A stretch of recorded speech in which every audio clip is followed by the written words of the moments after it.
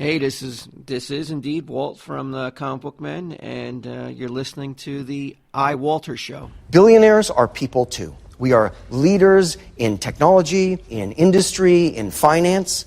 Look at history. Do you know who else vilified a tiny minority of financiers and progressive thinkers called the Jews? Wait a minute.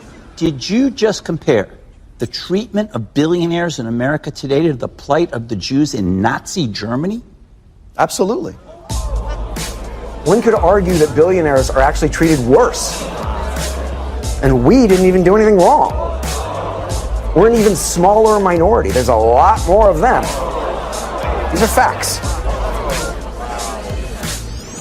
Faster than a speeding bullet, more powerful than a locomotive, able to leap tall buildings in a single bound. Look, up in the sky. It's a bird brain.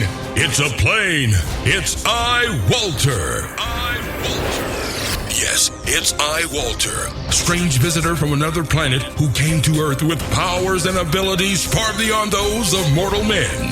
iWalter, who can change the course of mighty rivers, bend ears with his annoying voice, and who, disguised as Walter Interranti, mild-mannered janitor for a great metropolitan newspaper, fights a never-ending battle for truth, nonsense, and the American way.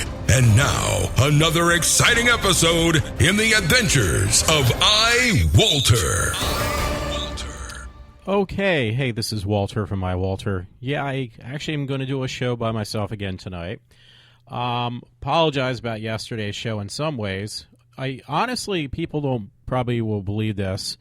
Anyway, it is Sunday, May 29th, 2016, just to give people a heads up. I decided to try to do a show tonight on my own. I could almost use a break. I have this pain, sharp pain in the back of my neck, going from my sinuses. I don't know what it is. Might have a few things to cover, but first I just want to go over what happened. Well, actually, I don't want to go over what happened yesterday. I was just kind of unsuspected, honestly.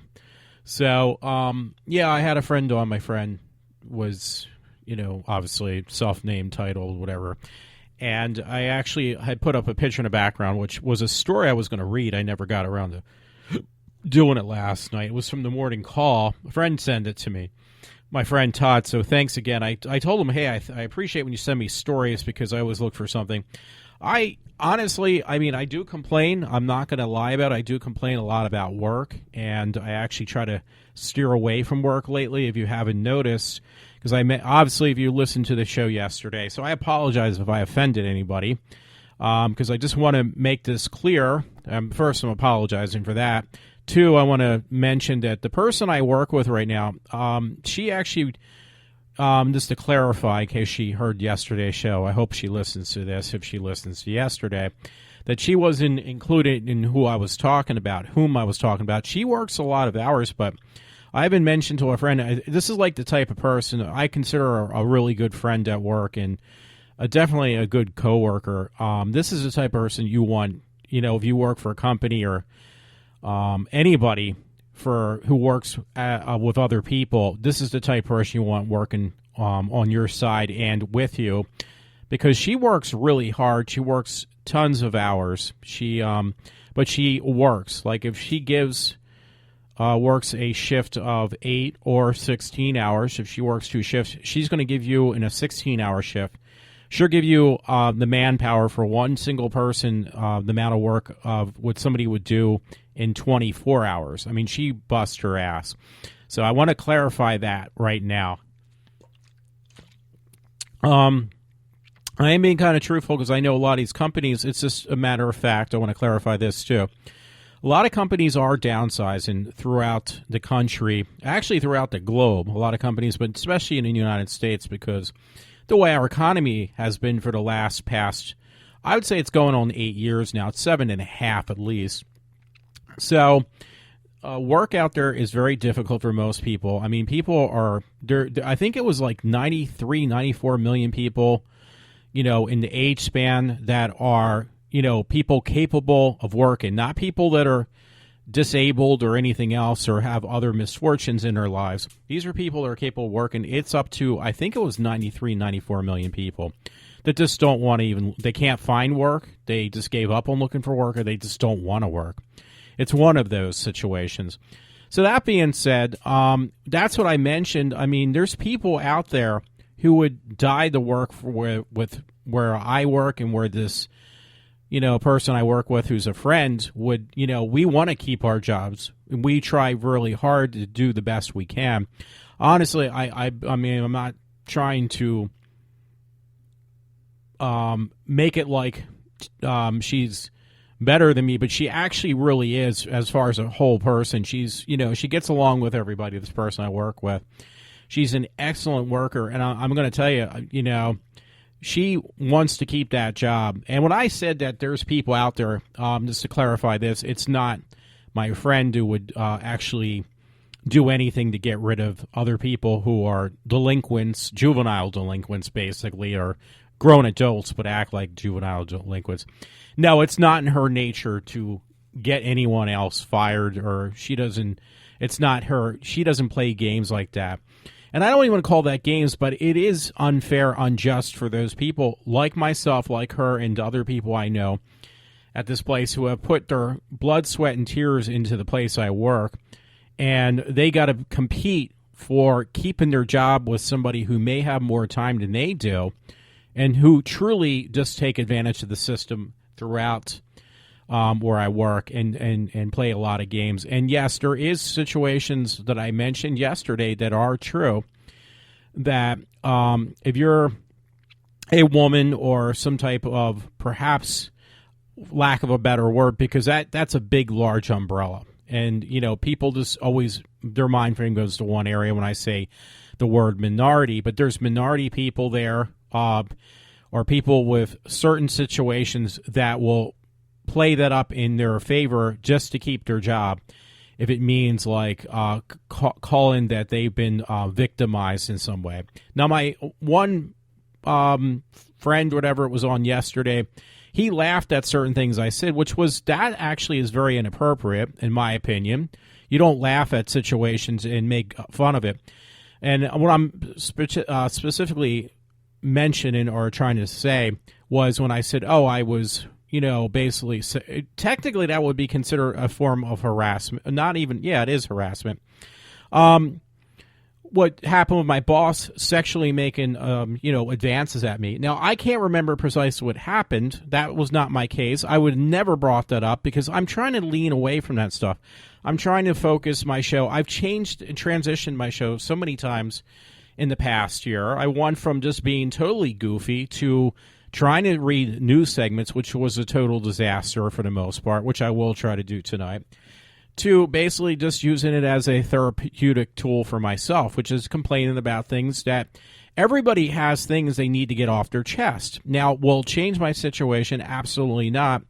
Not from within, but you know what? There's certain situations, which he kind of neglected to see, you cannot change. I mean, I could talk to him blue in the face and go to authorities and supervisors and higher-ups, but again, it's that thing that after a while people just don't want to hear you, and it's not me being a crybaby.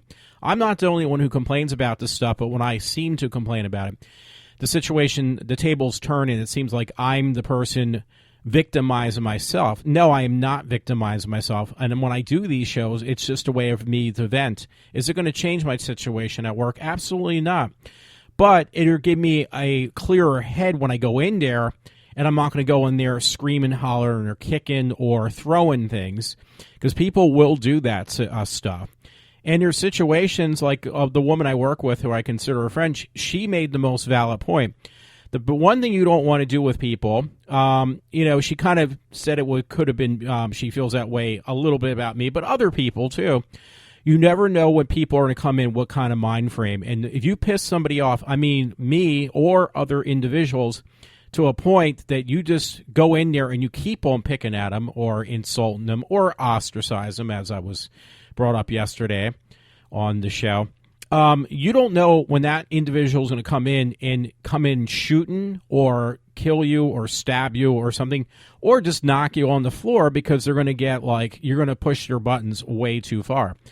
That's why, I need to do this to vent. So when I go in, I have a clearer mind frame than what I go into without discussing this stuff. So, yes, it is actually helped me a lot. I was trying to explain to him the things that do piss me off about my job are not directly at work. I try to get in on a clear mind when I go to work, not with a clouded mind, because that's not the way you want to go in. Because what ends up happening, you don't see the whole picture that way. And if you go in with a clouded mind, what you end up doing is it's just going to lead to somebody getting hurt or fired. I want to clarify, too, when I said this stuff, I was just saying, what happened yesterday out of a fit of anger. I mean, it's like when it happens, it's, humans are a form of an animal, no matter how you look at it, like we're superior beings. No, not really. The only difference between us and regular animals is that we communicate in a different context than animals do. But mainly, we're no much better than any type of other form of life on this planet, just to clarify that. So, if you quarter an animal, you put an animal in a corner where it's trapped, what is it going to do? It's going to fight any way it can. Humans usually do it verbally. They do it physically. Mine was more verbal yesterday, being cornered into a predicament I didn't expect to know how to get out. I was saying stuff. Honestly, I said this before. I say things off the top of my head. I really do. It's just to cleanse my mind of things, so I can, at least get a clear head before I go to bed or go to work the next morning and have to deal with the same situation again. So, just to clarify for people who do listen at work, I think most people would realize that I was basically talking shit. And what the show consists of is basically it's bullshit. I mean, most of it's bullshit. A lot of it is valid reasons. I'm not making all of it up. And sexually assaulted, I said, yeah, I had a person years ago. He was a friend of mine. He actually made sexual advances at me, and he was a really good friend. Now, he did the same thing, this particular person, which I want to keep out, because I still consider him a friend. I haven't spoken to him in 30 years, not because of my choice. He made that decision. But he came to me one time when he said, oh, yeah, this same friend had another friend that was a really good friend of his. Now, this guy worked, I'll tell you this much, he worked for some military, he wasn't in the military, but he was a big higher up in computer skills and stuff, like he was a higher up on, programming or something. He had a partner that worked with him. He was a guy and a friend that was a really good friend from his job. It was down near off the base of the Willow Grove Naval Base. It was a friend that lived next door to me. He actually did the same thing to a friend of his, and he made this particular friend, now he's not gay, I guess he was just a little bit confused, made sexual advances at his friend, and then he got all upset about it because he didn't want to admit that it was him who made the sexual advances. So he blamed his friend. He told me what happened at the time. And I was like taken aside because he was a best friend of mine back in the day. I haven't talked to him in almost 30 years now because he's helped me out a lot of problems. But this particular friend, I said, hey, what happened to that guy that always used to come over, your other best friend? He said, oh, he accused me, quote unquote, of making sexual advances at him. So he kind of just wrote it off and said, well, I think he's sexually confused and he's trying to, transcribe that those thoughts onto me. And it was like, well, then he did the same thing to me, though. He made a sexual advancement at me, which was not appreciated. And I was like, wow. And he actually wanted me to go visit him. He sent me, he moved out of the state. And I won't say where, and it was like he asked me, hey, you want to come up and visit? It was like, I just kind of ignored it because it was like, dude, you made a sexual advance at me. And part of it was he paid for a first-class flight for me to go visit him, and it was like he bought a house at his new job. He was able to afford a brand, buy a house. That's what he always wanted to do. And it's like, okay, hey, that's cool. One, I don't like flying a lot. Two, in the back of my mind, quite honestly, I just still remember when he made a sexual advance at me.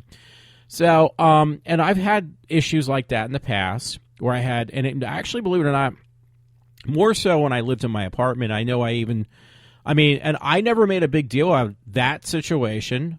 This is before I even moved home.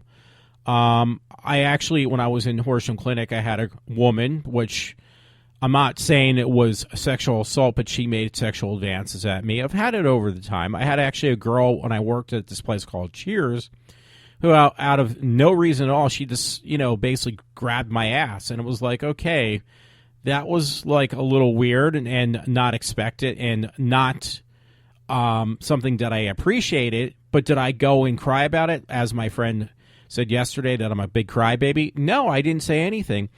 But if the shoe is what I was trying to describe to him was on the other foot, this would have turned into a major issue of some sort.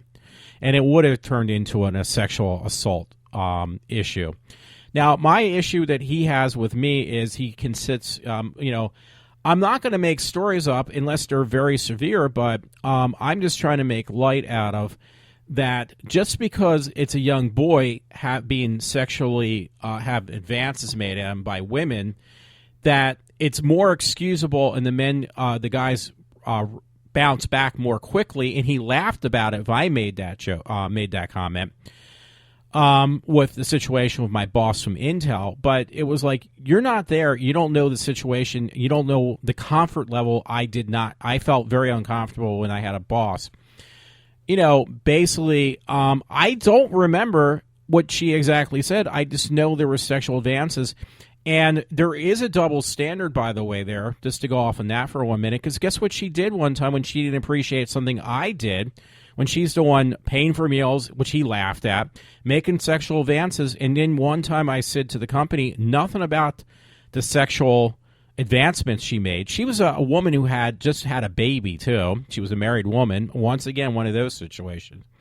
Now, this is not very funny because, I'm sure her laugh at it, her find something humorous out of this.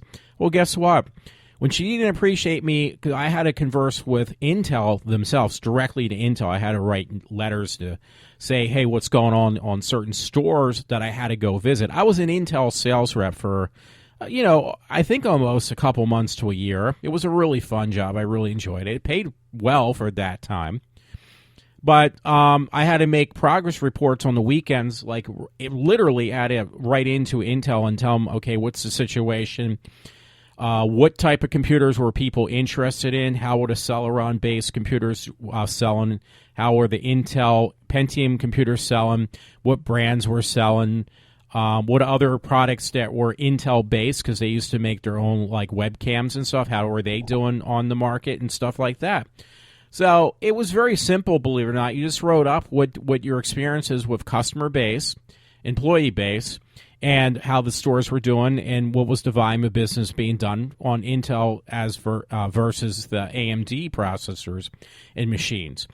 So in that, do you have any other situations? And at one time, it was a one-time deal, but I did mention to Intel, I said, listen, we had I mentioned this before, we had a meeting online, and now this was more frivolous. This was a lot more frivolous than him laughing at me for a boss making sexual advances. This was my job once again, and he laughed off when I mentioned, by the way, that this is a true story. My friend Todd, which I put a lot of, there's a love-hate relationship with everybody I know on my part, that I either, think really highly of them, or I just think of them as like lower than shit at any given time. That's just the way I am. So anyway, I'm going to make sure this is recording too, because I didn't realize until this point. Okay, it is. My one friend, it was like, dude, you have a solid case this time, because here's the same scenario where he tried to be nice. He was always good to me too. He would take me out. We're still friends today, and I've known Todd for I would say almost 20 years, maybe longer. And, we would go out. I never thought twice about it, but he said, yeah, I got to be careful next time. But when you take a female, because he has a lot of friends that were females, it was a setup to get him fired from one job, because there was some women there who were bad apples at one of the places of employment he worked, and he needed to fire them. So they got some girl who was still at this one job he worked at, I can't remember which one, and they set him up that she would go out with him to a bar, just as like coworker and boss, and she turned it around to a sexual harassment thing. He got fired from that. So, and it was like, well, that's different than you and your other boss, my boss taking me out. I was like, no, the situation's the same. That is technically, according to what my friend Todd told me, that's considered something you can't do, which is a shame that we live in a time that you got to basically be walking on eggshells with any given person of the opposite sex, or even if they have a sexual preference that's different from yours, you could end up being sued or fired over it. And that was downright. It's basically some form of being. I would call it liable. I like to use the word slander because it kind of rolls off the tongue better. That, what she did was basically she documented, and because she was set up to do this girl, to get my friend fired from his job. That was slander, but he didn't want to push it. He didn't feel like it was a need to push it because he was like at a point, hey, this job is not working out for me. It's like, dude, that's going to be on your permanent record some way. If you go for another job and they do a background check, they're going to see you got fired for sexual harassment. You don't want that on your record, especially if it's not true. So that's my issue. I would have never pushed it with the woman I worked with at my job at Intel. She actually got a job advancement for the shit she was doing. She didn't get demoted. She got promoted to a higher position. So that's what brings me to the next point, though.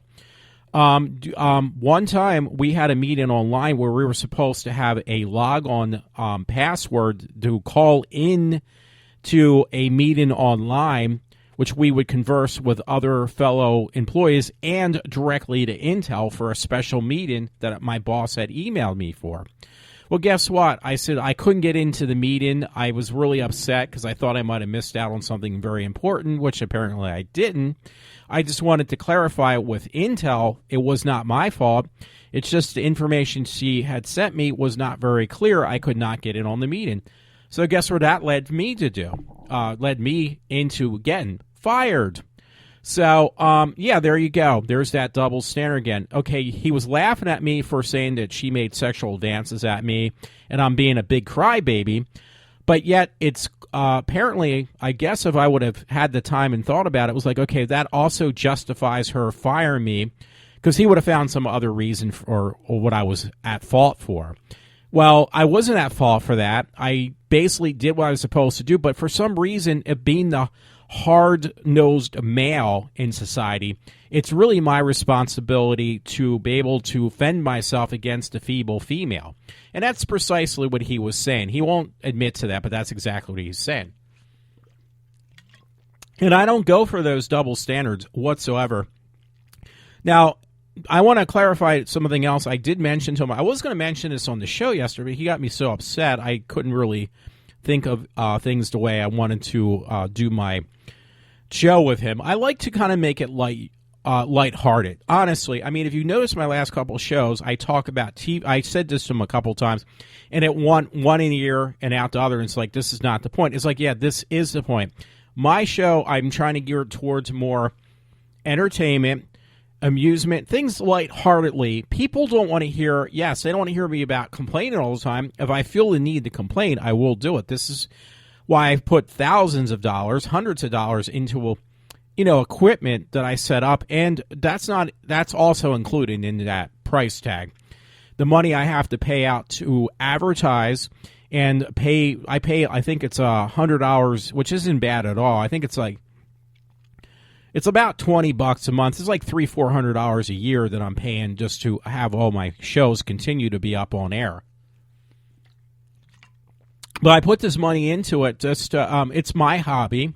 There's nothing wrong with that, and I'm not doing anything technically wrong at all, and I'm not trying to do stuff to offend people. But it seems like it's okay for people to do things offensive to me. Which here say, well, see, there you go. Again, you're talking about yourself. Go, yeah, why would I call it iWalter? What am I going to call it? Everyone else? No, it's called iWalter for a reason. And if you listen to the credits in the beginning that I decided to make, which I stole off the original TV series Superman, the whole thing is, it's just basically nonsense that I talk about for the most part. I made that very clear. That's why I made something that basically portrayed what my show is based upon. It's not based upon anything or anyone in particular at any time. I make the format whatever I think seems convenient at the time. I don't stage anything. I don't write any. I don't do much show prep. I do show prep that a couple of minutes, couple hours beforehand, pan it out, and then I do it and I put it up on there. I've got this down to a science. So I'm not going to change for anybody else on what is going on. And somebody else is going to find what I'm saying right now probably very offensive. But going on in that direction, by the way, I did mention to this friend yesterday, we went out. Thank you for paying for my meal. I will pay him back when I see him next time. I said I would. And I will have off tomorrow for Memorial Day. I'll see if I'll do a show or not. That's a different story, though. Excuse me. Yeah, that was funny. Excuse me. I was telling him yesterday, like, listen, they kind of shocked me, and I'm not surprised, but this is a spot with me. I'm a man. I'm not going to talk about how I want to have sex with men if I'm heterosexual. So that's why I gear towards women. Now, there's certain issues, and women seem to be the main focus. I mean, I would say, I don't want to use that word normal, but any regular heterosexual male would think, they're going to focus more on women than men. Isn't that correct? I think so. So that being said, I was kind of shocked when I had one of my coworkers, not the one I am working with now, but a coworker I had and another friend who's a female, who said when she once in a while helps over in our area, she said that, sometimes she openly admitted, she said, there's certain things that I can't do because I'm a woman. And it's like, well, you do a lot. Now, my thing is, when she said that, it was like, well, there's a little bit of an issue there that I have, not with her, because she made a generalized statement about herself. It's just that this is where women complain that they want equal pay for equal work. Well, that's exactly, listen to what you're saying. Now, my friend said, you're not going to get anywhere with this. I don't care. I just need to say what's on my mind. There's no harm. This is a free country. I can say what I want to say. And the amount of people who listen to me, I don't care where they listen to me to, is less than one person per country.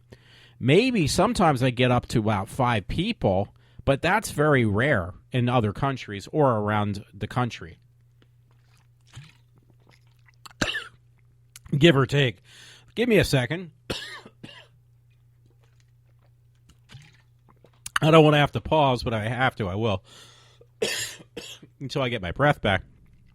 So anyway, that being said, women say that they can do the exact same job a man can, and they want the same amount of pay, but yet they only get paid 80 cents per dollar of a man.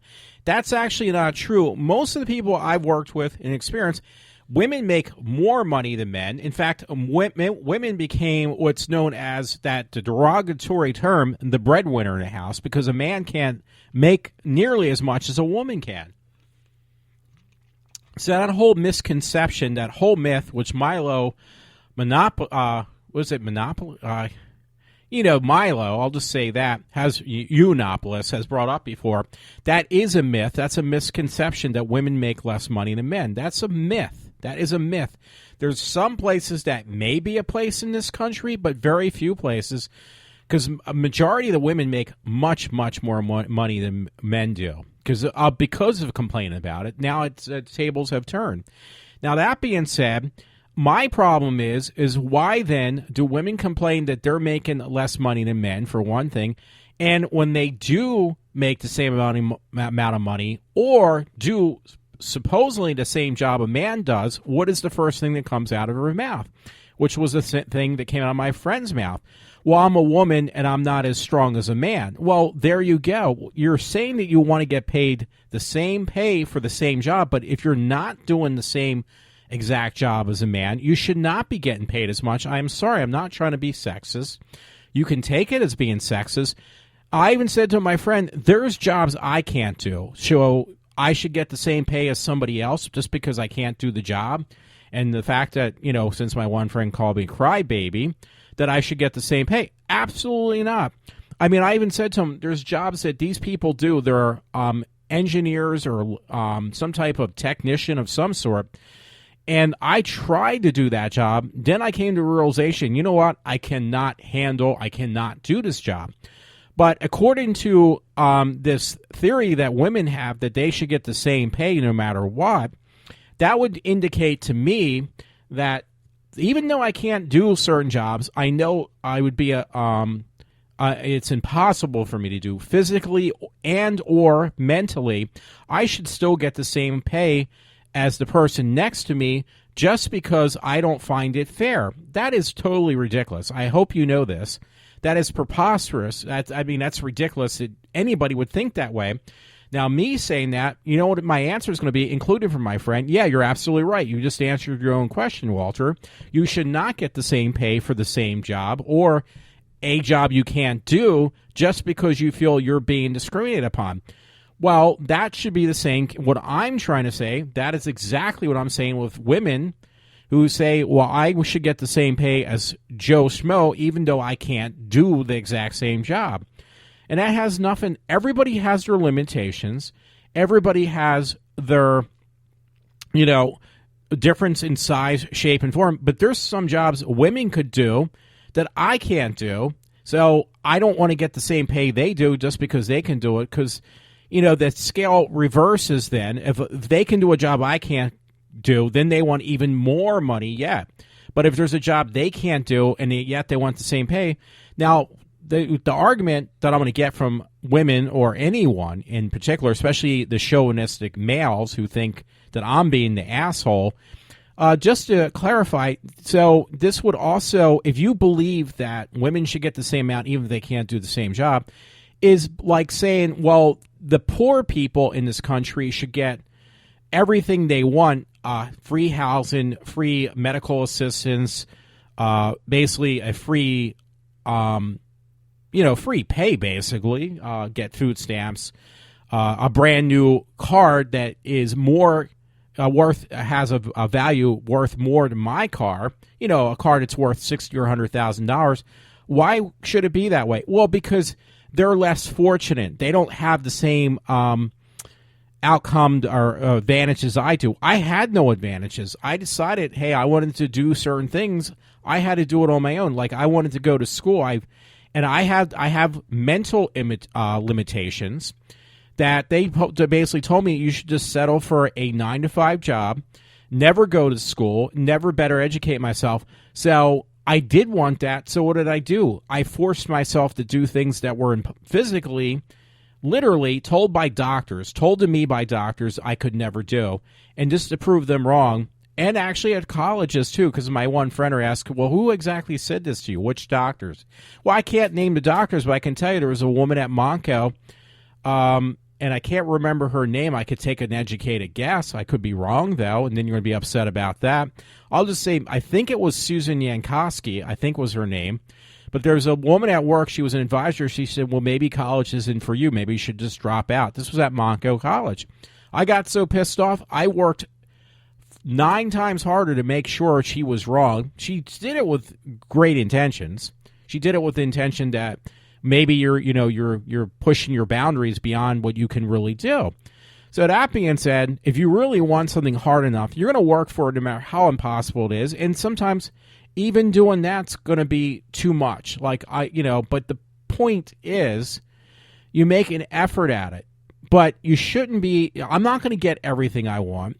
I'm not going to get my dream house. I'm not going to be able to afford a $100,000 car and a $500,000 home. But does that mean that somebody else, I should get it given to me because it's not fair? Because that's the same thing you're saying with women getting paid less money. There's people for years into I would say almost my early 30s. Do you know what my salary income for the year was? About $12,000 a year was my income. But yet, I shouldn't complain about that. When I seen other people who did less work and stuff and were more fortunate than I were, that were women as well, getting paid almost 3 times that amount, or at least twice that amount. Well, no, about 3 times that amount. Did I complain about it? Yeah, I did complain, probably. But what did I do to change the social situation? I went until I got what I wanted. But having people say, and this is where it goes back to the woman situation, just like giving them stuff or weakening the system to make sure that it's more convenient for them, leveling their playing field, does not make it fair for anybody else. Then you make that gap between what is fair and not fair even wider now. Because, for instance, I was trying to bring this up to a friend. I don't think he really was listening to me. He acted like he was. He was not. One of the biggest changes between men and women have been in jobs that are very stressful, very dangerous, and shortens a man's life. Yes, he did mention that. But in the military, because I did research papers on this time and time again, even for my speech and communications course, where jobs like being in the military, that is a job. That's a full-time job. You live, sleep, and eat in the military because you have to go through boot camp, which I almost got close to doing 3 times in my life. They literally, I've heard this from the military, people in the military, my brother and stuff, and doing research papers, they had to drastically change what the military stood for, especially the boot camp. Like my brother went back into boot camp, my oldest brother, I think it was back in 1981 probably, he went out to boot camp, and he almost cracked. 2 people did. That's when they had all men. They really didn't have that many women in the military, if any. So, but that whole scenario has changed over the years where they allowed females into the military. So guess what they did to the boot camp?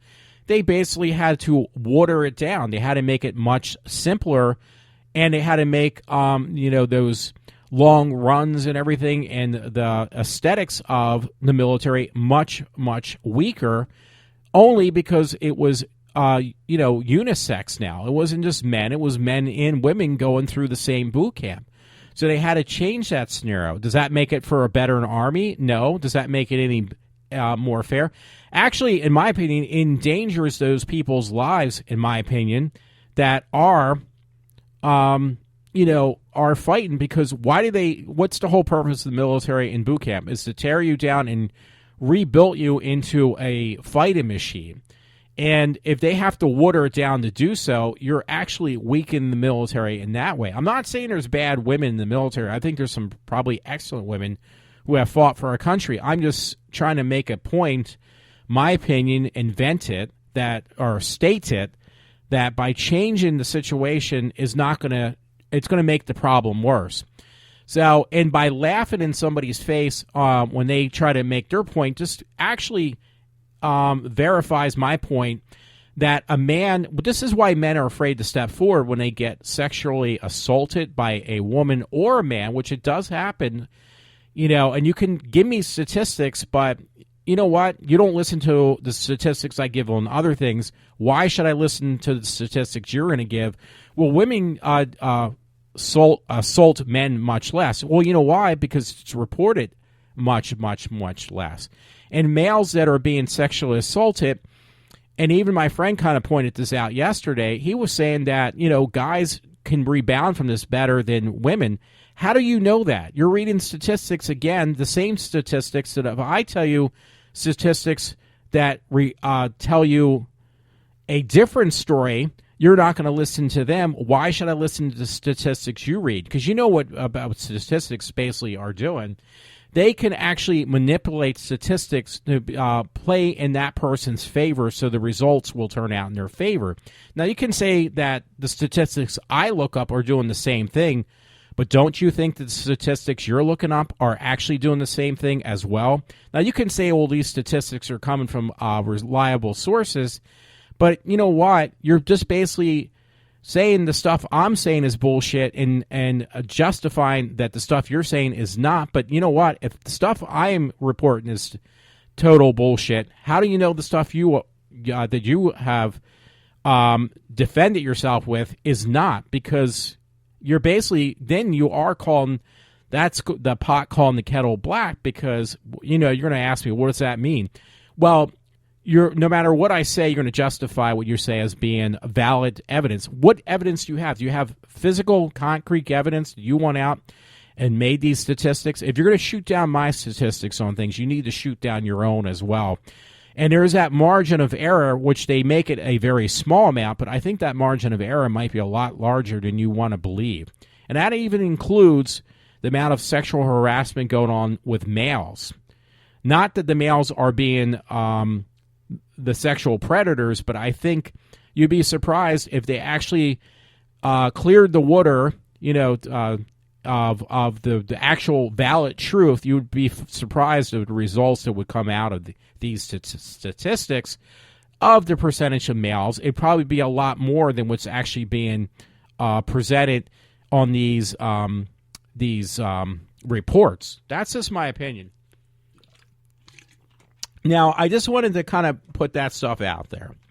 And, playing, well, women are, because I heard this years ago. I've said this a million times. When I took sociology and psychology courses, I had some really good professors for sociology. And the one was this woman who actually did say, we live in a society where women or little girls are made of sugar and spice and everything nice, and men are just made up of everything nasty. She actually pointed this out, but then I mentioned this before. Who's the one who lies more? In this sociology class I had taken, was this professor said is that the females lie much more often than men. Now you can take that, and this is from a female professor. You could take that as being statistically wrong, or there you go again, or you can take it as maybe there's some truth in there. I don't know. I can't really answer that question.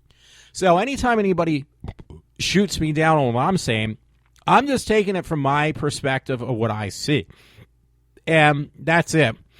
Now, normally I don't do a whole show on complaining about work and other things. I do complain about other things, but these are news sources also that I have set up on my Facebook page. And you can take any page, like the Norristown Times-Herald, that's the newspaper around us.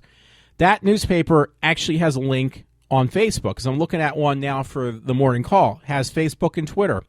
So I put these sources, I look for sources of news, find sources where I can find news on entertainment, what's happened around my local area, and then I see, and most of these places link themselves to Facebook, and what it does for me, it just makes it that much more easier just to link it there, and then I can pull up the stories later. So another thing is, my one friend, I guess he just makes the assumption that everything I pull is just off of Facebook articles. No, these are links from actual reliable sources. You can even get the Drudge Report and then link that to Facebook, and they'll give you updates all the time. I think I did do that. I just don't get much lately from there. But I do that because it just links it back to my Facebook page, where I don't have to do all the digging and pull up like 50 different sources. So I just want to clarify that, if that makes any sense. Now, here's an interesting thing. Again, you can victimize the woman in this story. It is a woman. It was actually a young girl, between 18 and 20, where she was obviously driving way too fast. So I looked at this. A friend sent it to me, my friend Todd, by the way, if you need to know.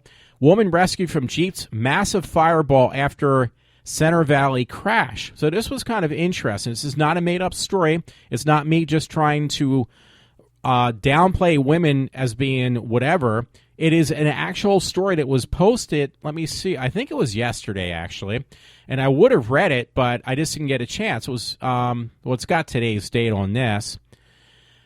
But the actual article, this situation where this girl flipped her Jeep in the air. I think they said she flew 10 feet in the air because she was driving so fast and hit something in a Jeep, a Jeep Wrangler.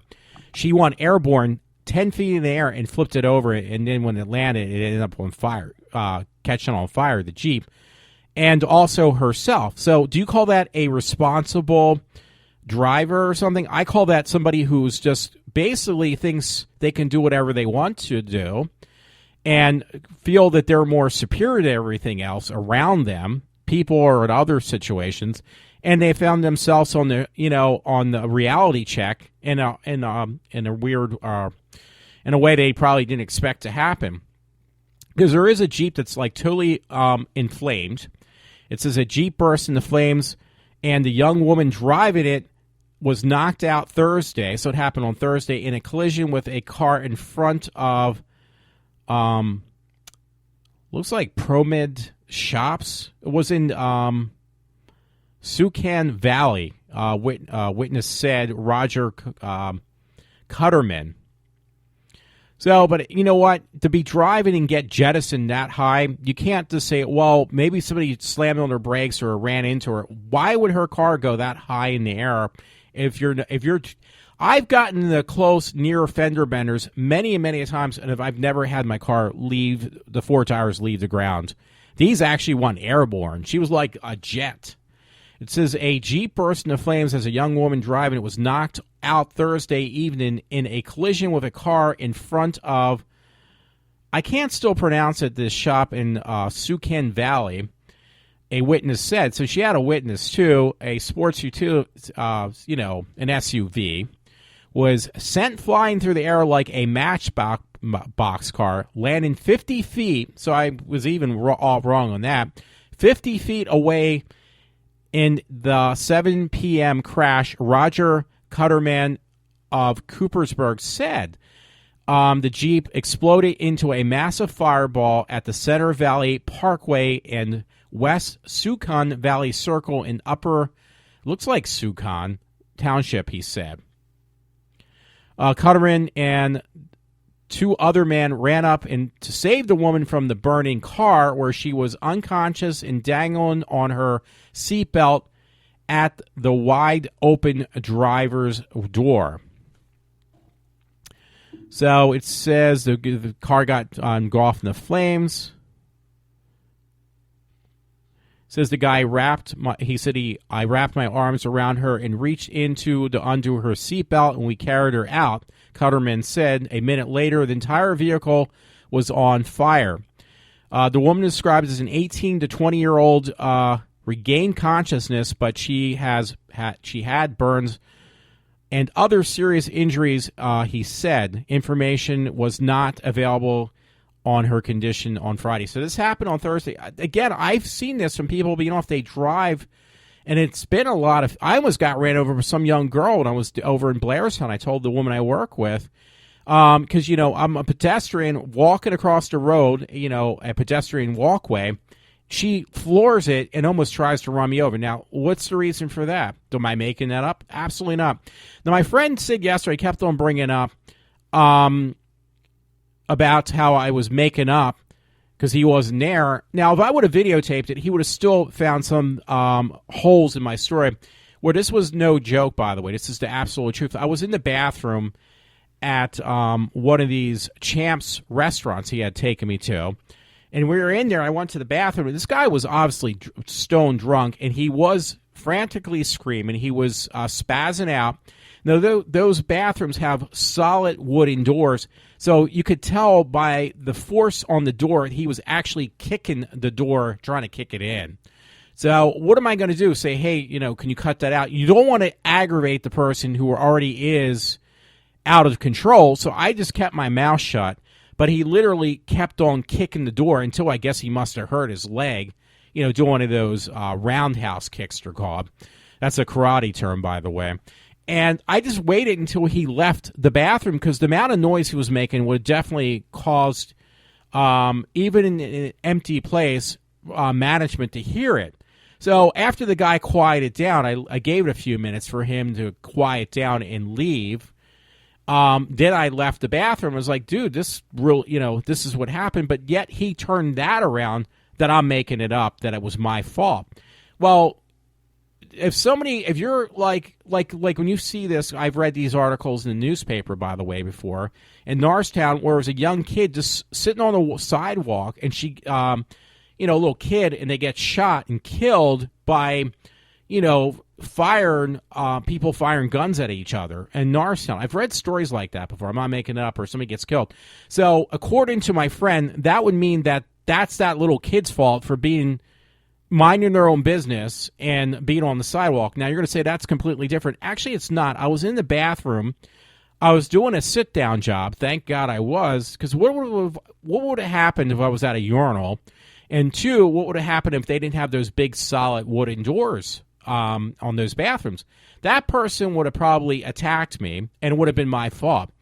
So, if it's a woman in that situation, automatically she will be the victim, by the way. But if it's a man, I should know better, even if I keep my mouth shut, which I did. I did not say a word to agitate this person. They couldn't even see me because the door actually came to the bottom of the stall to the very top. It was a solid wooden door. You see those in casinos. So how could it be possibly my fault? Because I'm a male and because he just seems to automatically make me the scapegoat for everybody else who is at fault. So, and then he justifies it by saying, well, I'm not saying that, but yeah, you actually are, not to, no offense. So I've never experienced that. And hey, next time, just to prove that fact, if that ever happens again, I will make sure to pull out my camera. I have a friend at work we call Little Matt. Now, he's gotten so mad, not with bathroom stall attacks, women, or whatever else, but he says there's a driving around here because he lives near Lansdale. The driving has gotten so bad. Guess what he said he wants to do? He actually did order one now on Amazon. He's getting a dash cam for his car. He said it's gotten so out of control around here. With the I've had so many near misses with people, the way they drive and not pay attention. He finally made the decision, like, listen, I'm going to get a dash cam for my car that I'll at least have evidence, if he has to, because it's just got it out of hand with the people, the way they drive. So how could that possibly be me complaining all the time about this stuff when he says, listen, it's gotten so bad, Walter, around here. I actually ordered down. I said, let me know which one you end up keeping or buying, because I was thinking the same thing. I know my friend Todd said that. He wanted to buy a dash cam for the same reason. And probably because of people like this girl who flipped her Jeep. So, because apparently anymore, and now that's not even enough, because, I've had situations, even if you have a recorded statement, to show that, hey, it is not me, it's somebody else, guess what's going to end up happening with that? It'll still be your fault, or still be my fault, I should say, because, again, the show was called iWalter. Yes, that would happen, by the way. So, sorry, I'm itching my nose. Yeah, it's like a lose-lose situation. There is no way you're going to win on this situation, for me, no matter what I say. Because it always end up being that, okay, what did you do to aggravate this situation? Well, I didn't do anything. Okay, well, no, you had to do something because it just didn't happen for no reason at all. And generally, that is the God's honest truth. It always goes back to, that's why I always mention or put me in the scenario. It's not me being a crybaby, as my friend said yesterday. No, it's not that. It's the fact that the focus on everybody's attention, yet they say oppositely, something different. The focus of attention always goes back to, what did I do? Not what did they do, but what did I do? So, how am I going to respond back to that? If you're putting me in the center of attention and making it out that I'm doing something wrong, automatically I'm going to defend myself and say, well, actually it's not always me. Just try to make myself center of attention. You are. I'm just responding back to that. That's the God's honest truth. So I'm sure this would turn into another show, which I didn't want to. But that one story, by the way, like I said, I did really want to read that yesterday, but I never got around to doing it. So I'm doing it now. And again, that was in the morning call. That's no joke. This girl flipped her Jeep. I had some lighthearted stuff. I was in the laundromat all day yesterday. I was trying to get my hair cut, which I did. But I was on the laundromat, and I took these goofy pictures. People always leave stuff behind. So I put them up on Facebook and YouTube. I just wanted it to be a lighthearted weekend. It's going to be a while until I get 3 days off in a row again. But I do this weekend. It's down to one more day after I go to bed tonight. I have one more day that I have off. That went really fast, which I expected it to. But, again, I wanted to keep it really, really lighthearted this weekend. And when a friend today, I want to do a show with you, I thought he was going to stick to that and say, you're going to keep it lighthearted, right? And I was like, no, he kind of blindsided me. But, I was in the laundromat, and it was like, there's some things that kind of annoy me at there, because it was, most people don't want to do laundry. They're away for the holidays. So it was like, this is perfect. I'm going to go to a laundromat. There's nobody in there. So there's always somebody who will find a way to aggravate you somehow. That's the problem, though. So what I ended up doing is I did some laundry, and just to make fun, have some fun with stuff. Somebody had like a pink bra laying out on top that they left behind. So I thought it was pretty funny, so I picked it up and just made jokes with the bra because I thought it would be pretty funny, and I sent it to a friend. So, that's what kind of mood I wanted to have. I just want to have fun for this weekend. I wanted to kind of relax. Work was the last thing on my mind. I left things behind at work that I could have brought home, like sunglasses, my watch. I left it there, and it's like, you know what? Do I really want to go back and ruin my weekend? No, I'll just pick it up on Tuesday when I go back to work. So bottom line is the last thing on my mind was, okay, let me complain about work and other people. No, that was the last thing on my mind. But since it was brought up, it just kind of destroyed my whole weekend, quite honestly. The reason I do these shows, I just get it all. It's a way for me to get things off my chest, and then I just forget about it. I really do. I can't forget about it when somebody reminds me. It's like, something serious happens to you, and you forget about it. You talk about it, you get off your chest, and you just forget about it. But then you have that person who brings up, that's called, basically, that's where that terminology came from, putting salt on old wounds. Like, you reopen the wound and you put salt on it, meaning that you open up old issues that you totally forgot about or don't even want to think about anymore. So that's what happened, in my opinion, yesterday. These are issues that I try to kind of wean myself off. You can't do it, like, you can't rip it off like a Band-Aid. So I was doing it, especially mental and emotional scars. So I was slowly weaning myself off about complaints like that. But unfortunately, he just had to reopen all those wounds pretty quickly, too. And it just really, again, it just kind of upset me. So I'm going to go back and see what I have on my Facebook page. It may not be that much. Looking at the time, it's like almost an hour, so that's not too bad, right? Let's see what I have in my stack of stories. Oh, and by the way, I did go see, now, I didn't think I was going to like it that much, and I honestly did not, was Captain America Civil War. I was told by a friend,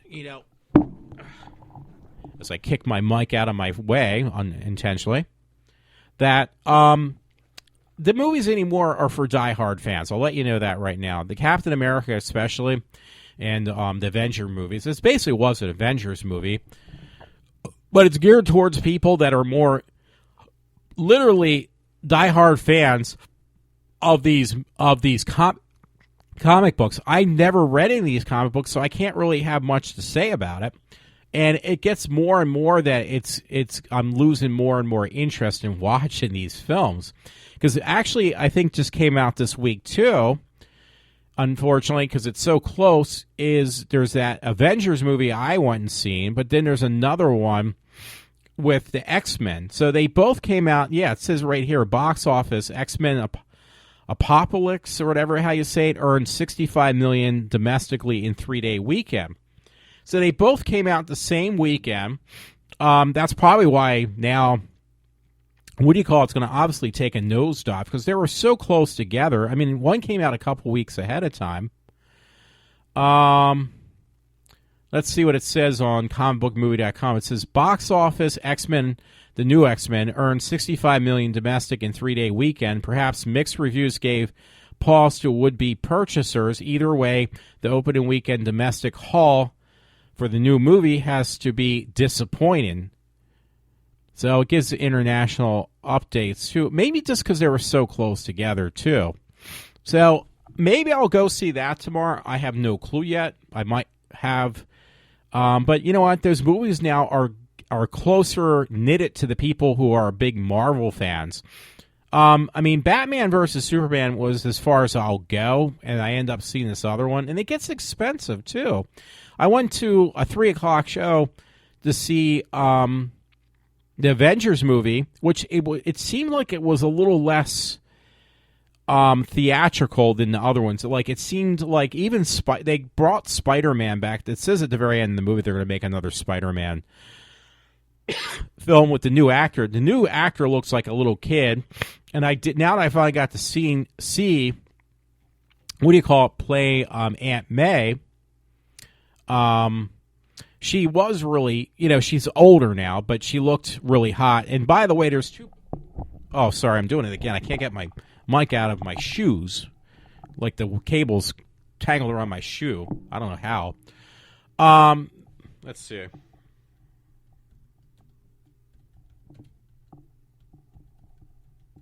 I'm putting the guy who played Spider-Man looks like a little kid.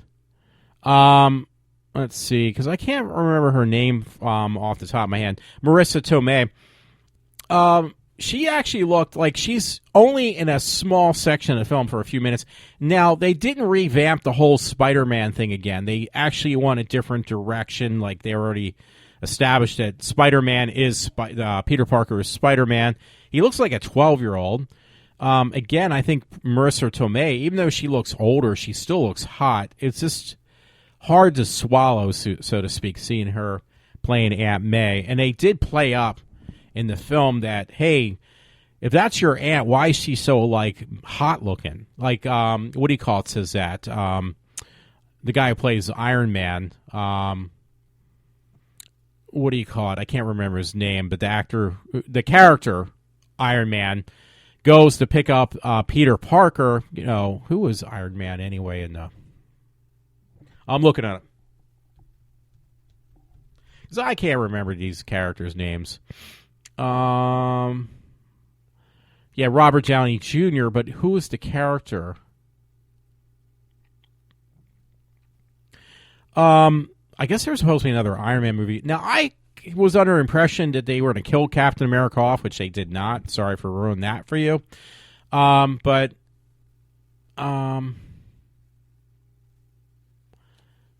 Tony Stark. I didn't see it, but it came to my head is Tony Stark. Tony Stark goes to Peter Parker's house, and he says, "Why is your aunt so hot looking?" I thought for an aunt, she looks. It's usually not the case. Why is she so hot? So they did play up the part. They picked somebody a lot younger, which was Marissa Tomei.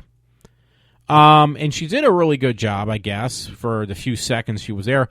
But, yeah, if you watch the very end credits, Marissa Tomei comes back once again. So, when Sally Fields played the part, she kind of played it trying to look, she is older, but she tried to play it as an older woman, even older than she really is, deliberately. But Marissa Tomei played like the hot aunt instead of Aunt May being the old lady. So they played up her, her looks even more the opposite direction. Now, the one thing was, I would have to say, it was just one thing. The new Spider-Man was just, he looked like too young. The actor looked way too young to play the part. I understand that, honestly, Peter Parker is like supposed to be just a kid in high school. This kid looks like he's in middle school. I'm not even kidding. So that was really difficult to watch. They did make a little bit of an adjustment on his costume, by the way. That Peter Parker's costume was made by Tony Stark, which before Peter Parker made himself. Now they incorporated some of the stuff from the second version of of Spider-Man. They said there is going to be a standalone movie with the new actor, by the way. But which is going to be interesting. But what was I going to say? They made some adjustments because before it served no purpose. Like the Spider-Man costume, the eyes really didn't serve a purpose. Now, if you notice on the new one, because I thought that it looked more, watching the fight scenes with Spider-Man and stuff, it reminded me of like a made-for-TV movie, more so than a made-for-a theatrical film style. And was this because of that actor and the way they played him incorporated Spider-Man into I would call it the Avengers movie more than Captain America. That all, I don't know. But the one thing that was kind of, I'd say, a little bit impressive, they did change the costume a lot, the Spider-Man costume. But his eyes now are actually the costume, the part with the eyes being covered, serve a purpose. Like there is a purpose. Like they're like almost like binoculars built into the eyes parts, spectacles of the costume, which before that was just an appearance thing. It wasn't. It really did not serve any purpose. So yeah, again, that was one thing they changed, which I was kind of interested. I found it interesting. So I'm kind of glad they did that too. But the part they incorporated, I think the original Spider-Man. I'm sorry, because I make mistakes, which I'm not allowed to do. Don't you know that? The original Spider-Man, actually, his costume, his web slinging was actually part of what he got from getting stung by the spider. Like he became like a human spider. That got incorporated with Tobey Maguire, but then that changed with the last version of Spider-Man, and they kind of continued that direction because now it is a Marvel thing. It's a Marvel. It's Marvel owns the rights, even though it's technically Disney, no matter how you look at it. But technically, it's Marvel. They had incorporated back into it that, they used from the prior actor's costume that his web slinging thing is a device that Peter Parker actually made. Again, though, he's more like a preteen. The other ones look like they were more college age. I guess maybe that was a little bit inappropriate. That's why they went this other direction. But this kid looks like literally like he's 15 years old. I don't know. I've never read the comic books. And every adaptation I've ever seen or watched of like cartoons when I was a kid, or what do you call it? The movies were always he was much older, like he was almost like pushing 20. Now they're going back a different direction and made him look like he's 15. So I thought that was pretty interesting. By the way, I'm at a little over an hour right now. So I'm going to go through right now some of my other stories. And I was trying to read, for about reason, some of the stuff that I get accused of complaining about being a crybaby. There's articles on similar situations which I was not allowed to get to yesterday because he was disinterested. Some of the ones I read were not very clear or concise, supporting my point. I guess I'll hear. But there's ones that are actually on the same note as what I say, but this is for a newspaper where people are entitled to put their name if they want to, but what they do is they basically do the same thing I do. They complain about politics. They complain about situations where people are taking advantage of the system, like, certain people get tax breaks or other breaks that, we don't get. So my thing is hanging up right now on my computer, so I can't open actually any stories. Yeah, so, but it's all right for them to have these in the newspaper, but it's not all right for me to talk on a podcast, which the percentage of people listening to that is actually much, much, much, much smaller than who reads a newspaper.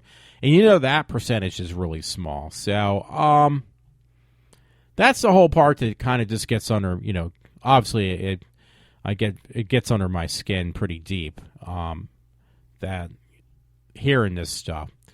So anyway, let me see. I'm going to try. I opened up. I got to figure out how to go back to my my personal page.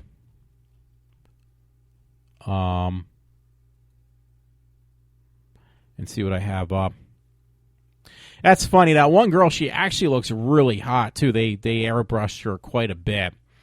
The one girl I saw at a convention, let's see her. Yeah, she's like the first name Gianova Rossi or Rusi or whatever it is. She's in a new movie called Zombie Strand. And, she does a lot of these films, but they really airbrushed the poster of her. She's like a cute looking woman, but she looks really, really hot. So, again, it's called, and these are real low budget, looks like shot on videotape films. I mean, there's nothing spectacular about these films whatsoever. But she's a very nice woman. So, but yeah, the way they airbrushed her is just incredible because she looks, again, like super hot. In every sense of the word. So they really airbrushed. I mean, it's nothing. She's not a bad looking lady. I don't mean it that way. Please don't take that the wrong way. So that was on there. My bra pictures and me seeing it. Oh, here's an interesting one. It was kind of just got my attention. It was on some web link I found. It looks like Scribble.com, but or Scribble.com. Millionaire spends years building a full-scale ark, Noah's Ark. The inside is what's truly mind-blowing. He built a full-scale, again, Noah's Ark, and he made it into almost like a museum piece so people can go through. And then he put the Noah's Ark was basically had pairs of each animal, I guess male and female for procreation reasons. But he puts statues of these creatures in a full life size. The man had the money to do it. A full life size walk through Noah's Ark. And it's really cool. And in case I'm pronouncing it wrong, it's actually spelled SCRIBOL.com. And again, he did. He invested his money to build a life-size Noah Ark for people to enjoy and walk through. So it's really cool looking too. It's really cool. So I'm not going to read the whole thing because what'll happen then it'll just turn into a disaster. Yeah,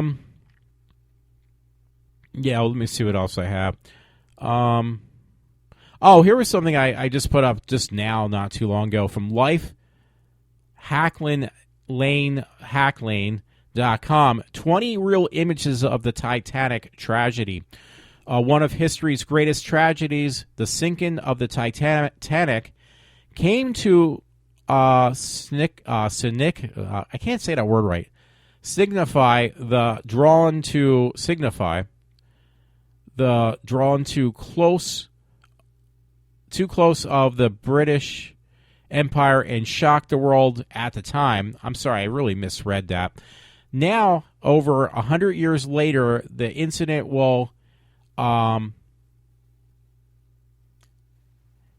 entrail many or something, or many. But they have some images, some photos. I mean, I've seen some of these photos before of the, SS Titanic. I believe that's the way you said it.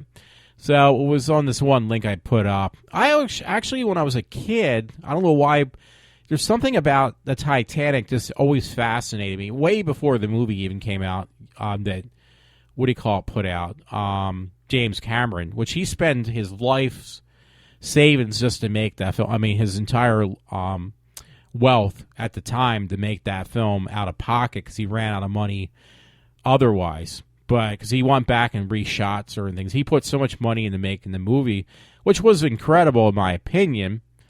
But there was other things too that just always kind of fascinating about the Titanic. I don't know why.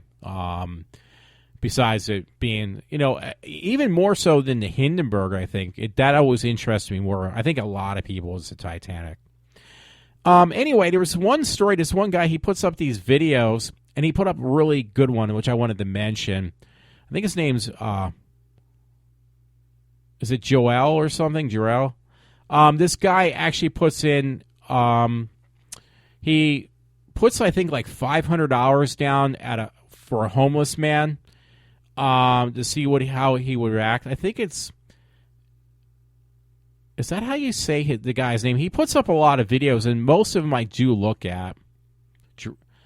Jarrell. It's JOHLL. J-O-E-A-L. So how would that be pronounced? Joel or something? But he does these videos, and most of them are actually pretty damn good. He's done them on different types of, societal situations, whatever. But he put down like $500 for a homeless man. Or actually, I think it was only $20. So the homeless man takes the $20 that was laid next to him. He thought it was like somebody was being generous, which he was. And the guy goes into a homeless man goes into a nearby Target, and he basically buys a bunch of he buys, I think maybe it was more than $20, but he buys some sleeping bags and pillows. So this guy who does these videos then comes up next to him and he pretends to be on the phone. He says, it says 10 minutes later, and he says, oh, yeah, I need to buy medicine for my daughter, but I don't have the money to do it. What am I going to do? He's like sitting next to the homeless man that he, unsuspectingly put the $20 next to. So the homeless man, who has absolutely nothing, not even a penny, 2 pennies to scrape together next to him, he's sitting next to him, and he's on the phone, this guy who does these videos, and he just wanted to see how this older homeless guy would react, hearing him on the phone saying, listen, I can't even afford $20 for my daughter's medicine. He was making the whole thing up. I'm not doing a good, I'm not giving a good scenario of what happened, so you can check it out on my Facebook page. So this homeless man hears it, and he tells this guy who does these videos, hold on a minute. The homeless man goes back into the Target, returns everything that he bought with the money he was given, and he gives the money to this guy who does these videos, who says, here, you need the money more than I do. It's like, you don't have anything. He says, when's even the last time you ate a meal? So the homeless man says, well, I did eat yesterday. I ate something, like probably grabbed it out of a trash can or something. So he was so impressed by how this homeless man even gave money that was given to him to this guy I call Joel. He was so impressed by it. He says, listen, and he gives this homeless man, he says, I can't believe you just did that. Like, you were so selfless. You even gave when you have nothing, and you were given $20. You actually gave me the $20 back unsuspectingly, that it was him, this guy who does the videos.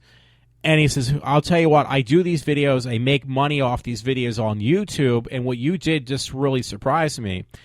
And the guy was in tears, but this guy who does his videos gave the homeless man then $500, and the guy was so happy. It was like he won the lottery, because the guy lives. This guy who does these videos asked the homeless man, where do you live? And he says, where do you sleep? He says, I sleep wherever I can, on the streets in different places. And it was like, here, you need this. He says, I make money doing these videos. I'm going to give you $500. The guy was so ecstatic, this homeless man, that he started crying. He says, please don't cry. Just, do something for yourself with this money. But it was like, the bottom line is very heart-wrenching watching this video. I mean, I guess we take this for granted on how well we have off. We have a roof over our head. We have a place to sleep. We do have a decent job. We have it so well. And here's a man who had, a homeless man who had nothing. He has absolutely nothing to his name. He has no place to live. He has nothing. And he was willing to give money given to him to somebody else because he felt compelled that they needed it more than he did, even though the man had nothing. So there's a lot to say right there. So that's what I wanted to mention. I don't do a very good job, I understand, of reading these stories, but I try my best. So, and I pay for this airspace, so I'm going to use it. Or I should say internet space. So I'm going to use it. All right, I'll probably have an hour and a half show like I normally do, which is good. So, and a lighter story, so I apologize for anybody who, from my part, would found offensive or whatever. Normally I don't, but this time I am. Another one from the morning call was actually somebody got killed, a motorcyclist got killed in South Whitehall in a South Whitehall crash. It was an Allentown man, it said. So it says the Lehigh Valley Coroner's Office Saturday identified the motorcyclist killed Friday evening in a collision with a minivan in South Whitehall Township as Jesus Fred, literally, Jesus Fred, his first name was Jesus, 42 of Allentown. Fred died of multiple blunt force injuries, according to the news release from the coroner's office. So, I don't know. I mean, that's another thing you can kind of almost say, like, God, you don't know when your last day on this earth is going to be. So, I try to, believe it or not, it doesn't seem like it, but I do try to live every day to its fullest in some sense of the word. Maybe not the way everybody else would, but I do it in my own way. So, you know, but I get condemned for even doing that, which I don't understand. And I'm going to ask why. Well, Matt, you did it to me yesterday, so I'm just trying to justify, or not justify, clarify where it's coming from in one stance. So, just because my way of living is not the way everybody else does, including my friend from yesterday on the radio, doesn't mean that I need to live my lifestyle the way everyone else is. Because obviously that hasn't worked, because if everybody else is doing everything, living their lives the correct way, why are we in so much debt in this country? Why do we have so much chaos? And why do we have so much animosity amongst each other? Why is that? Because if they're doing everything correctly, that would not be the case. Am I correct? So anyway, another story I put up from Fox 29 News. This is kind of disturbing almost, actually, but it was on, it says Memorial Day crosses damaged, or yeah, it says damaged. The Henderson Police Department in Kentucky reported, this was yesterday, it says this morning, but it was yesterday, I believe, that a vehicle drove through the Memorial Day cross display at Central Park. Approximately 160 acres were damaged. Of that number, at least 20 were completely destroyed. So these crosses, you know, for this memorial park or cemetery, somebody literally destroyed the crosses within this area. And an arrest has been made, and the suspect has been charged with criminal mischief and a first degree of leaving the scene of the accident regarding the destruction of the crosses. So this is really kind of sad. It's actually really disturbing. This shows you what kind of, again, if everything is that I'm the only one, not saying I am, but if I'm one of the individuals who are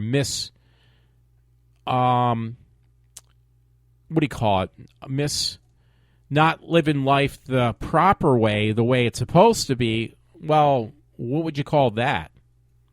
I'm not trying to alleviate it for me. Yeah, it does sound like that, but it seems like the things that I do wrong seem to take more precedent, more of a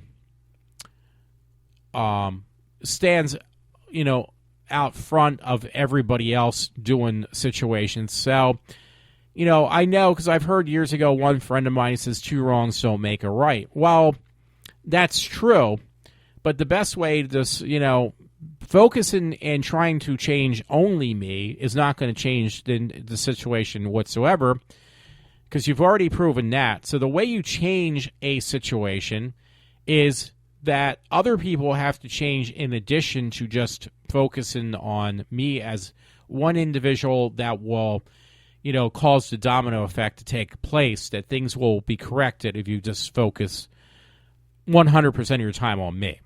So that's what I'm saying. Here's something kind of funny. It was put up. It's just a picture of a cat from my internet cats liking a web page on Facebook. Yeah, it's a thing I have because I love cats. I've loved them since I was a little kid. Cats consistently look at you like you just, and it has a cat that's given like this look of disgust. It looks like it. It really does. It says cats constantly look at you like you just asked them for a ride to the airport. But again, that look of disgust on the cat's face, it's pretty funny. Now, here's something pretty funny. I wish it was in our area, something different. Kevin Smith, he's actually starting, to show somewhere yoga hosers, maybe doing a test run on June 12th. It says Kevin Smith's Yoga Hosers, but it's in Columbia. Where is that? Ohio. Columbia, Ohio. Sunday, 1:30 p.m., Columbus, Ohio.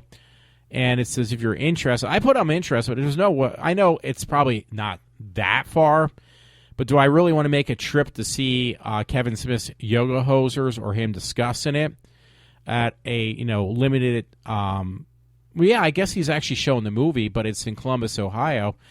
Probably not. I don't want to, go that far, Columbus, Ohio, to go see a film. But that's what he's actually doing. I wish he would have done it in Philadelphia because he used to do kind of stuff. I'll keep my eyes open. If I see anything like that, I definitely will. I keep on going back to this one picture, by the way. Somebody made cupcakes with the Jason Voorhees mask and machetes on cupcakes. It's pretty funny. They made a whole bunch of them, too. Yeah, actually, somebody posted, I put this on my Facebook page, too.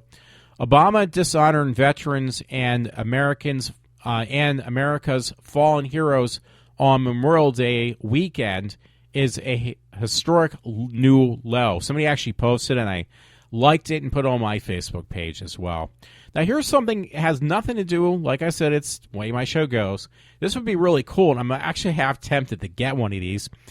You know that Kickstarter thing? Because my room gets really warm. Like the air conditioner in the house, we have central air, never hits my room quite right. And it's gotten to the point where it's going to get really hot that I was actually considering, like, you know what? Maybe I'll get like a little window air conditioner I can put in, but they don't make them. And most of them are really kind of big, that if my room gets extremely too hot, I'll just get one where I can just kind of put it in my window. And I'll comp my father for the difference of the electric bill if it gets like too out of hand. But, most of the air conditioners, by the way, are very, very big. And I'm looking at one right now they're trying to get pushed out in the market. And it's from this company that's, a starting company again, because it is on Kickstarter, Nora. And it says, never dread installing an air conditioner again. Pre-order Nora, the revolutionary new window AC that's 40% smaller than the competition. It literally is. There's nothing hanging out the one end. It's basically, it's showing a woman basically put it in. It's no higher, I would say, than 6 inches high. And it's just they're trying to get this, get enough funding to make these little guys. And, it fits in your window. And it looks like, God, I wouldn't mind having one of these. You could just put it in when you need it. It says Nora is the first window air conditioner designed entirely with you in mind. So if you could make a donation, you don't have to make much, considering how small it is. I think the smallest one to get one of these, donations you have to make to actually buy one as well is $250. Now, when these things, if they make their goal, the cost is going to be about $400 for one of these units. So you know what that means. It's like, wow, that's not actually bad. And if you look at air conditioners, most of them are really big and clunky, and they end up falling out the window. You get bugs in your room and insects and bees, and you don't want that stuff either. So this one's like perfect size. It's literally small, easy to maneuver. It says window air conditioner has been around for 60 years, providing much needed relief in the hot summer months, but has always come at a cost of a terribly user expense. Window air conditioners have always been big, ugly, and loud, and difficult to install until now. Nora was designed to address all pain points of current window air conditioners, from beautiful design to easy installation to remote connectivity, and scheduled creation. So this one's like really, really small. Nora makes living with a window air conditioner pain-free experience. The innovative thermostat knob it's very simple looking too. Interface makes the interaction simple. Smart features mean you can control Nora via Bluetooth, you can actually use your cell phone to control this air conditioner, by the way, and make energy-saving schedules for from your iPhone and your Android device. This is really cool. I'm actually reconsidering buying one of these because the air conditioner in my room doesn't quite work sometimes. It doesn't get down there.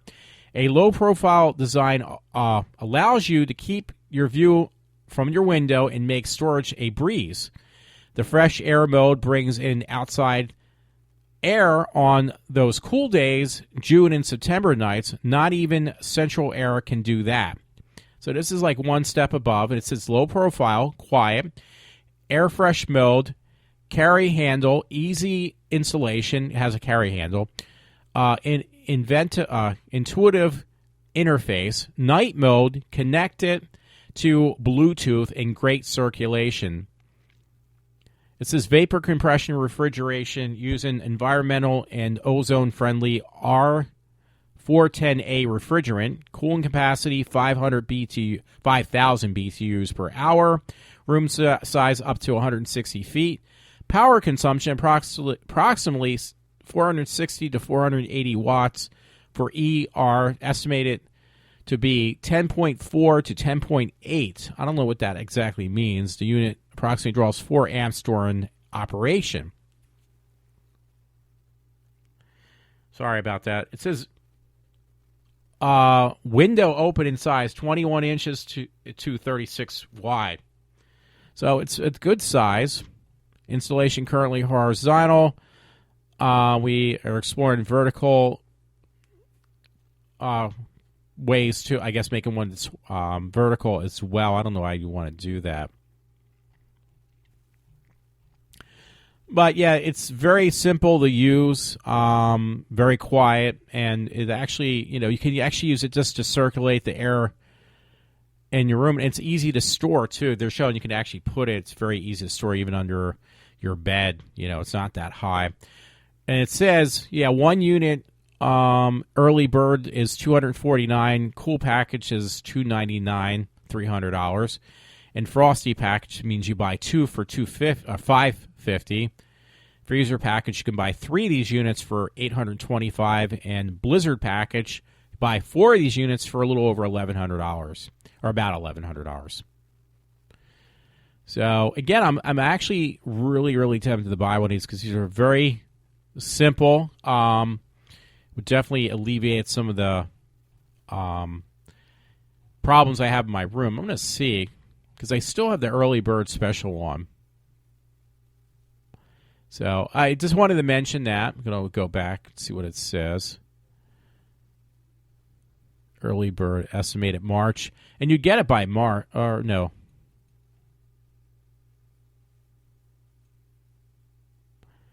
Actually, the early bird sold out. Only certain countries. But the $300 package is still there for those interested. Pledge amount $334, United States. Shipping and handling is $35. So unfortunately, the one that was much cheaper, obviously people did put their donations. Now, you got to remember, if you do a donation, they can't really pull your pledge until they make their goal, which I don't know if they did. So I'll have to see. Yeah, it says if the project is successfully funded, your card will be charged on Friday, June 3rd, 2016, along with all the other supporters. So again, I'm actually considering doing this. My room is awfully toasty right now. I don't really have any extra coolant. I'm tempted to do this, so I'll see. Didn't say I was going to do it. Because I've actually used Kickstarter before for that Friday the 13th game, so, I'll have to see. Anyway, let me see if there's any other stories. I just thought that was really cool, and it just came up again, so. There was one I don't know if there was any soundbite behind. I'm looking at now from Young Conservatives and Coulter. Blast Obama for Hiroshima apology. Now, I did mention this in a roundabout way, but this is maybe a little bit more. And Coulter has been a big supporter of Donald Trump since the first announcement where he was going to run for president. But that doesn't mean she's going to going all the way left just yet.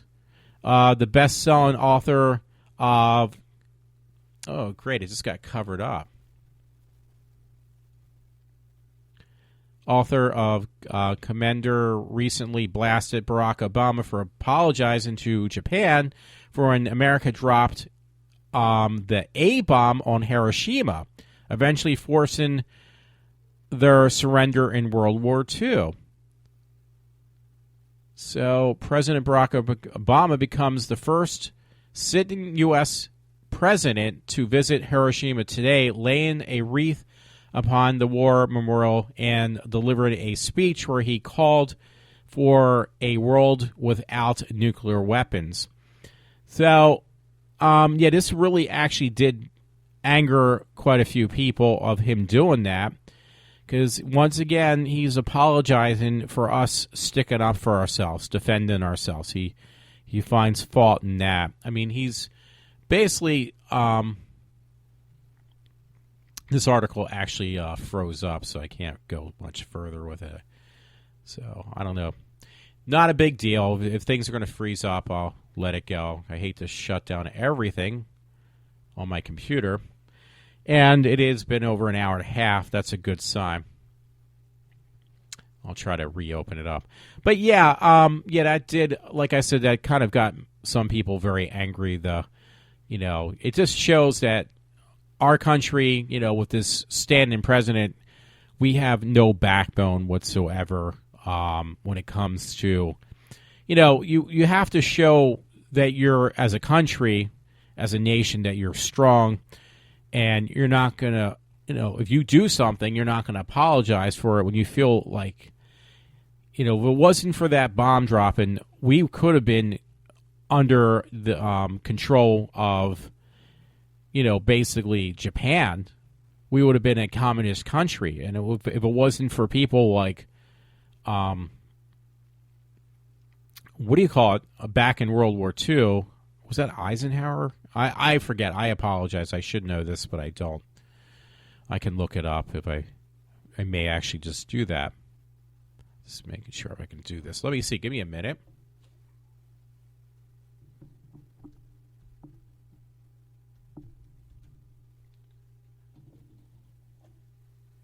I'm still here. World War II. You got to get to the point that, you don't apologize for everything, because it makes us as a nation just more of a laughing stock. Franklin D. Roosevelt. Who did I say? I think I said Harry S. Truman in World War II. Franklin D. Roosevelt. Harry S. Truman in World War II. Harry S. Truman, 1884 to 1972, became the 33rd president of the United States. Death of Franklin D. Roosevelt in April of 1945. So I might have been partially right and partially wrong. I don't know. But it's not the whole thing. So I just wanted to, mention that kind of stuff.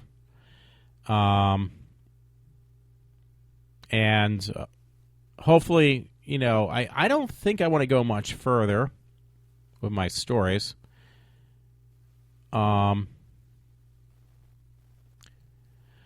So, sorry about that, folks. I was looking at that thing. I did buy one of those things from Kickstarter because I think it would be good. If it gets really, really hot and unbearable during the summer, my dad, he doesn't like the air conditioner. Like I said, I'll just say, hey, I'll comp you for the difference of this unit in my room. You don't have to have the air on as high because he doesn't like it anyway. And if anything ever happened, I do move out of the house, which I will someday. I'll have to. I'll just be able to take this with me, this unit, and put it in my room, in my apartment, wherever I live. So, folks, I'm not too sure. Now, this was pretty cool, too. I seen this story I shared from somebody else. I don't even know what this is, but it's a very cool-looking card I'm looking at right now. It's a 1965 Sunbeam Tiger convertible for sale. Classic 1965 Tiger Sunbeam convertible for sale at $120,000 North Chicago, Illinois. So it's on my Facebook page if you're interested in it. Never heard of the car, but I tell you, it looks really cool. It's red. Very sporty looking car too. So maybe somebody who knows more about cars than I do can explain it to me. 1965 Tiger convertible Sunbeam. Again, never heard of it, but it looks really cool. This was pretty neat too. I gotta actually finish watching the first one, but there was a movie years ago called Tucker and Dale versus Evil, versus the Evil or Evil Dead or something like that. Evil versus Evil. So they're gonna make a sequel to that, now, because I guess that movie is a comedy horror. It literally was a comedy horror. Just the whole thing, but it was on Buff L-Fly or something like that. And it says, here comes the amazing news for Tucker and Dale versus Evil 2. Not Evil Dead. So that was my mistake saying Evil Dead. So, yeah, it was Tucker versus Evil. Yeah, it looked actually pretty cool. Cool. I watched most of it. I thought the movie was hilarious, but now they're making a sequel, so it's one of those movies I'm going to have to watch before it gets too late, and take it from there. So, what else was there, by the way? Yeah, there was something that it was in yesterday's paper again. I would have read some of this stuff. Norristown pastor convicted of rape and child. A pastor in Norristown Church was convicted again in Montgomery County Court on Wednesday for raping a child. There's some picture, by the way, I have on my Facebook page. It's from another country. One of my other friends from another country, and it's kind of funny. It's another one on cats, though. But there's this little cat or kitten, a black kitten, and it's in this woman's blouse, and this guy keeps on trying to poke down this, it's a joke. The guy's pulling down the woman's blouse, and this cat comes out and starts clawing at the guy's finger when he tries to pull down to look at the woman's bra. It sounds a little bit, boy, Walter, that's really perverted. No, it's actually really funny. It's really funny. So I just wanted to mention that. It's a video you can get on my Facebook page. Another story I have was from Lansdale Patch. Bystanders recount the final moments leading up to a fatal gunshots in a North Wales church on a recent Sunday morning. So I won't go into that, but it was in Lansdale, I guess. It was Lansdale Patch. Don't know much about that story. I would have read this. North Wales, actually. Bystanders recount the final moments leading up to a fatal gunshots in a North Wales church in recent Sunday morning. So I put this stuff up to read it later and then kind of look into it, but I didn't know about this, honestly, and this was past weekend, not this weekend, the past. Testimony from eyewitnesses reported by Philly.com revealed that someone saw the shooting come in, but were unable to stop it when Gordon Hauer saw Mark T. Storms, 46-year-old, pull out his gun and told his wife to get everyone out of here, according to the report. However, recounted in the testimony how he yelled for Storms to stop, but it was too late. So this guy opened fire in this church, I guess. The incident was reported at 11:24 a.m. The service began at 11 a.m., so it was not too long after this church started. It's unclear what kind of disruption Baxton was causing. According to more than 50 witnesses interviewed, he was agitated and verbally disruptive when he arrived at 11 a.m., DA's office had mentioned. See, this is the thing, by the way, I'm not doing a very good job reading this story. They have a mugshot of the guy, too. It actually happened on May 27th. But this is the thing you got to be careful for. This is what I said at work. This is why this is a safe ground for me to discuss this stuff. It's not going to go anywhere. And yeah, there is nothing going to go on when I going back to work for a split moment. That, yeah, things aren't going to happen. There's no going to be anybody getting arrested or fired or anything like that, like I mentioned on the show. But that's all hearsay on my show. Is this going to really? Does this stuff going to play a part in my job? No. The only ones who hear about this are the people listening in, which is actually less than a handful of people, like maybe 2 people. It's nothing that's going to, cause a total disruption on everything. So, but it's a way to cause me to, for myself to vent, believe it or not. And it also is a way for me not to blow up at work. But see what happens when people hold things in, though. This is what I'm trying to tell you. When people hold things in, eventually that penned up anger has got to go somewhere. And mine actually has been, for the past year, has been, has been placed elsewhere from me just doing stuff like this. Not to say I would blow up, but I guarantee you there's going to be somebody else in a situation around where I work who will blow up. It actually has happened in the past. The one friend I have, my one friend Matt, he's known about cases. He's read about them that they don't hit the paper. Where and my father told me this is true too. Where a woman came in, a jealous wife came in when the guy was cheating on his wife, and he ended up shooting the wife, or the wife ended up shooting him at the place I work. So this is this kind of stuff you want to avoid.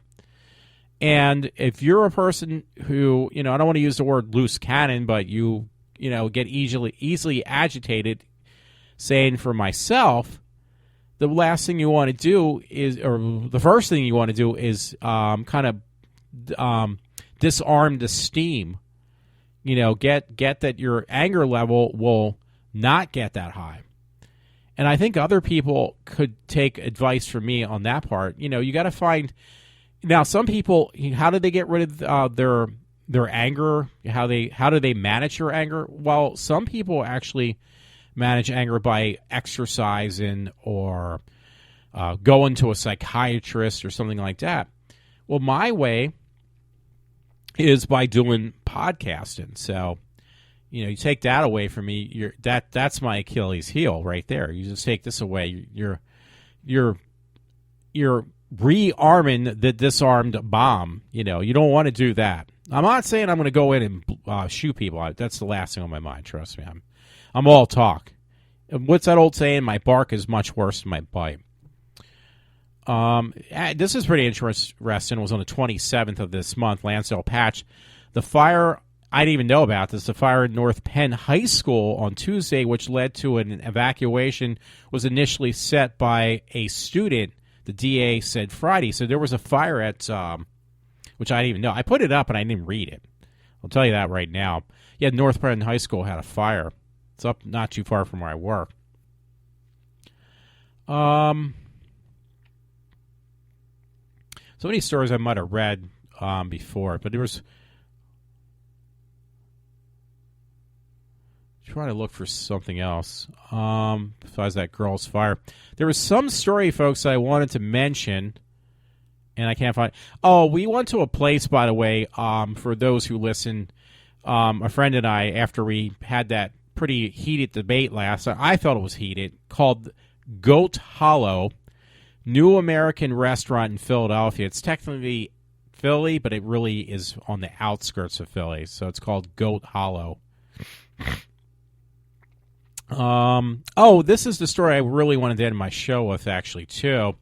In the morning call, once again, Pennsylvania gets tougher drunken driving law. So why would they do that, though? Well, not because things are, kosher around here. No, that's because more and more people are drinking and driving, driving under influence. Harrisburg, Pennsylvania, now has a tougher drunken driving law that could make driving a real whirlwind. On Wednesday, Governor Tom Wolf signed into law a bipartisan bill that would require some drivers to install in their vehicle a device that measures blood alcohol levels in order to start the engine.